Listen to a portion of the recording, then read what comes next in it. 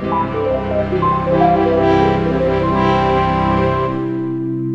Chord Whisperer. Anything like Latin American, I'm going to give it a fifth in the bass. And I'm going to give it that kind of like syncopated or dotted rhythm.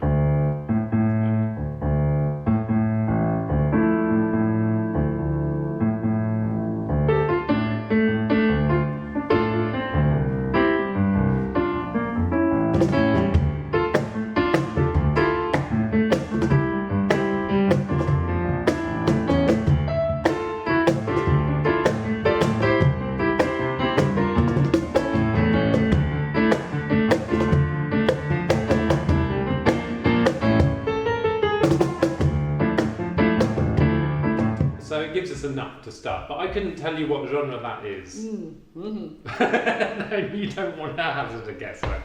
But it gave you a rhythm. So how did you...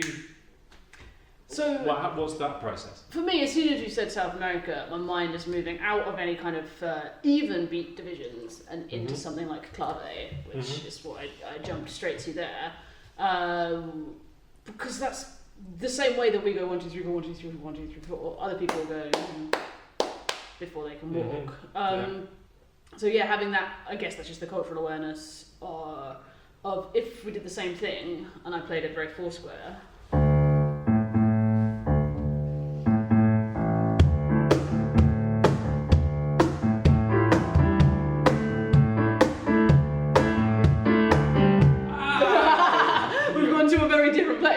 One that we don't like. Yeah, it's weird.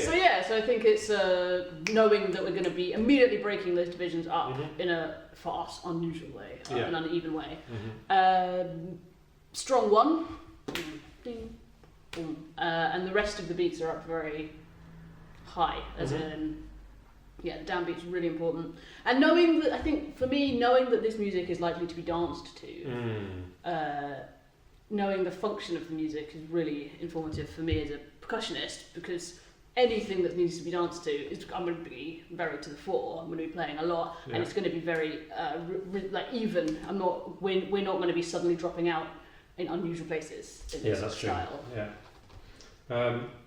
So then once we've got that groove going, then there's a chord progression, and that's the sort of next thing that I would think about. So in terms back to this again, I would like going to the 5 is like a safe bet. I'd say almost in any genre that you're in, and that will certainly work in.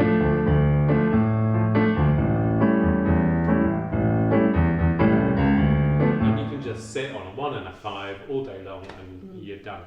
But another trick and tip that I use is just listen to music that for you defines that genre. So Buena Vista Social Club for me, so that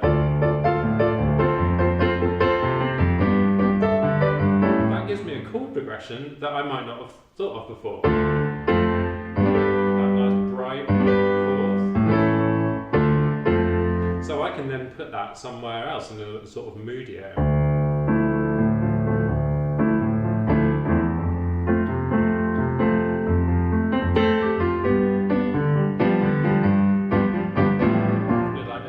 Western, I've gone out of genre, but it's like nicking a chord progression from a piece of music that you know is in genre is really helpful again, and also just having that bit of music there, so you're just drawing from it and using that as your starting point. It's not cheating, it's very much the thing to do. Borrowing. I suppose it's maybe worth pointing out as well that mostly you're making music to be sung over. Yeah, that's true. So you need to be providing, maybe that's not fair to say mostly, but if you are providing music to be sung over, you need to do some sort of regular thing that the singer's not going to feel completely abandoned. And lonely. You can't be too adventurous. Yeah, you can't chuck in some crazy chord sequences. So once you've got that pattern set up, it's a nice thing to sit in. In my Latin and world section, I have bossa nova, beguine, rumba, bolero, cha-cha, samba, salsa, and tango. Bless you. Sorry. Out of the Latin American ones. So I mean, I've worked with these rhythms on this keyboard for a long time, so I can kind of now cheat and sort of be like that. But do you know the difference between a bossa nova and a beguine? Maybe. If only my percussion teachers are watching. Yes, you do. And cat. Yeah. You know. Yeah. It- But no. It's tough. Yeah, no. So that's what it calls a bossa nova. That's what it calls a beguine. And that's what it calls a rumba. Yeah. And a lot of them are speed, so samba. It's like a double time thing.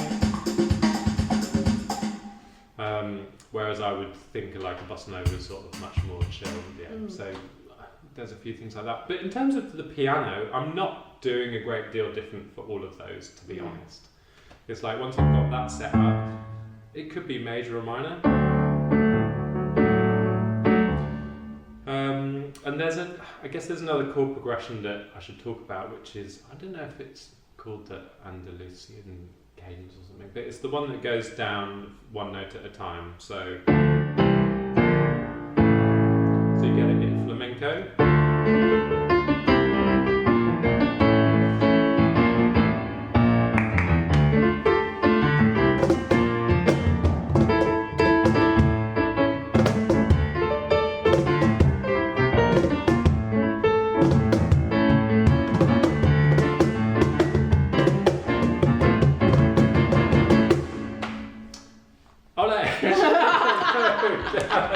It was there. Someone had to do it. But actually, it makes me think that really in your line of work, people don't shout, play bossa nova. No. What you're doing is you're making that leap yourself in that, okay, we're set in a cafe in Spain, right, I'm going to play a flamenco, or this is a sad song happening on the seas of Brazil.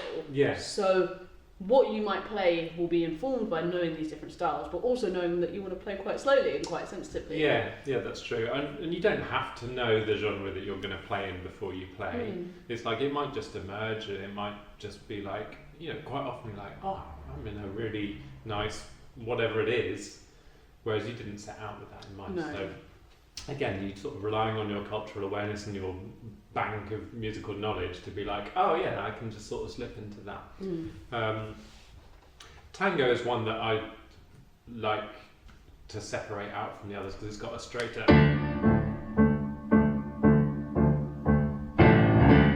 like much more on the beat, or sometimes that you get that underneath it, but it's always got that like.